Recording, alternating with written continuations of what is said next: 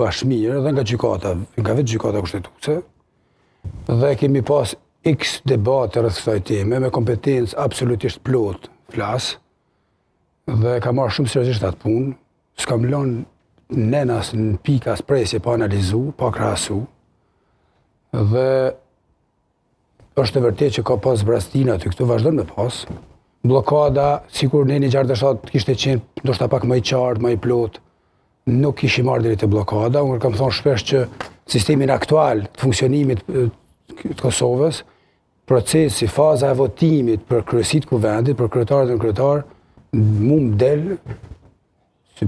të e njoft drejtën kushtetuese në frym, mu më del e pa nevojshme. Do të thotë faza e votimit, se në kornizën kushtetuese ka qenë e njëjta procedurë por pa votim. Dhe kush i fiton zgjedhjet, po se fiton zgjedhjet, reflektohen aty dhe kryeta e punë. Veç pak. Tani, nëse ka votim, duhet ketë opsione. Përndryshe votimi, nëse është me rezervu dikujt ekskluzivitetin për të parin, e me organizu votim, me marrë diçka që veç a ke garantu paraprakisht. Kjo për ata anë ndoshta pak teorike. Nuk mund të thuhet që vendosja prej 15 prillit është jashtë kushtetutës, është duke... Jo, sa është vendosja, Kosova. Po, shteti, institucionet e Republikës, prej 15 prillit janë në shkelje permanente. Dhe këto e ka thonë, s'pe thonë mune, zoti Kraku, e ka thonë me 2 raste gjykata kushtetuese dhe ju ka ftu, thot, obligohet grupi më i madh parlamentar, përkatësisht fituesi nominal i zgjedhjeve, që në marrëveshje në mirëbesim, të krijojë institucionet. Nuk është që ish opozitën që i ka zhvesh nga përgjegjësia. Por, përgjegjësinë themelore, bazike e keni ju. Gjykata në atë rast ka folë sikur opinioniste.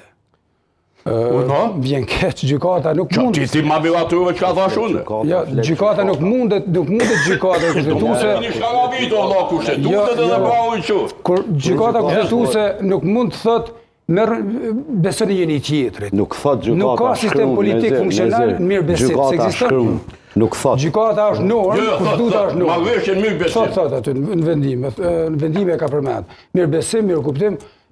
Nuk mund të shikoni, unë jam hithtar i sistemit që reziston politikës. I normave që janë qarta, më të forta se partitë. Gjykata në Kosovë një 2 raste, ka dalë dhe ka thonë, okej, normat janë kështu, po ju pavarësisht pa qartësisë ose zbrastisë, ju ftojmë të merreni vesh. Që ka pas pa qartë aty zoti Kraku? Po për shembull, opozita na tha që pavarësisht se ju e keni ekskluzivitetin për kryetarë, për kryetare, ne duhet na pyesni. Nuk ekziston kjo fazë. Jo, na pyesni nuk kanë thonë. Jo, nuk kanë thonë na pyesni. Nuk kanë thonë na pyesni. Jo, se kemi pyetur. Kanë thonë, domethënë duhet me gjetë një konsensus. Se ekziston si fazë. Mirë, kjo është çështje që ne jemi demokraci konsensuale, zoti Kraku. Nuk mundem, shikoni. Nuk është mirë për shëndetin e Republikës me bërë normale zgjidhja veç politike anash normave. Kraki, është mësuar mësimi që të mos përsëritet ajo situatë? Unë besoj që po. Në çfarë drejtimi, çfarë konkretisht? Unë besoj që mësimi në fakt, ato që kemi pa këto 10 muaj, opinioni votuesit e Kosovës e kanë pa në fakt, kanë pa njerëz, parti, përfaqësues partive, deputet, disa që e kanë kuptu situatën, disa që kanë tentu me çdo mjet, me gjetë zgjidhje me dalë prej blokade, dhe kanë pa tjerë që, duke mos e pranu de facto rezultatin dhe humbjen, mbeten me shpresën që ndoshta ndeshja rilujtja, ndeshjes njëjtë, do t'i nxjerrë ata pak më mirë.